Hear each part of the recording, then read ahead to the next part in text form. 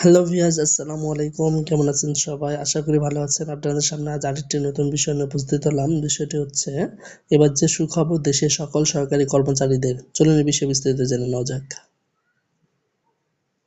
সকল সরকারি কর্মচারীদের জন্য সুখবর। মর্গ ভাতার সঙ্গে ভ্যাট বাড়ানোর কোনো সম্পর্ক নেই বলে মন্তব্য করেছেন অর্থ উপদেষ্টা ডক্টর সালেহউদ্দিন আহমেদ। তিনি বলেন, মর্গ ভাতা যদি দিই সেটা আলাদা হিসাব করব। আজ বুধবার সচিবালয়ের খাদ্য পরিকল্পনা ও পরিধারণ কমিটির বৈঠক শেষে অর্থ উপদেষ্টা সাংবাদিকদের এসব কথা বলেন। ডক্টর সালেহউদ্দিন আহমেদ বলেছেন, কারো প্রেসক্রিপশন বা মর্গ ভাতার জন্য ভ্যাট বাড়ানো হয়নি, রাজস্ব আয় বাড়াতেই ভ্যাট বাড়ানো হয়েছে। ভ্যাট প্রসঙ্গে অর্থ উপদেষ্টা বলেন, বাংলাদেশ হচ্ছে সবচেয়ে লোয়েস্ট ট্যাক্স পেইং কান্ট্রি। এলডিসির চেয়েও আমাদের ট্যাক্স কম।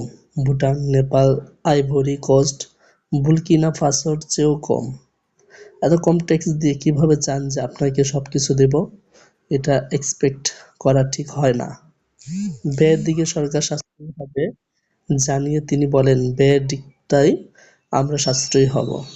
অনেক অপ্রয়োজনীয় সরকারি ব্যয় আছে। ৫ বছরের প্রকল্প ১০ বছর নিয়ে যাচ্ছে। বড় বড় প্রকল্প আছে যেখানে খরচ হওয়ার কথা ছিল ২৫,০০০ কোটি টাকা, খরচ হয়েছে ৫২,০০০ কোটি টাকা। টাকা কোথা থেকে আসবে? এগুলো তো আমাদের সুদ দিতে হবে। খাদ্য উপদেষ্টা আলী ইমাম মজুমদার ওই বৈঠকে উপস্থিত ছিলেন। বৈঠক শেষে তিনি জানান, বাজারে চাল ও গমের মজুদ পরিস্থিতি ভালো।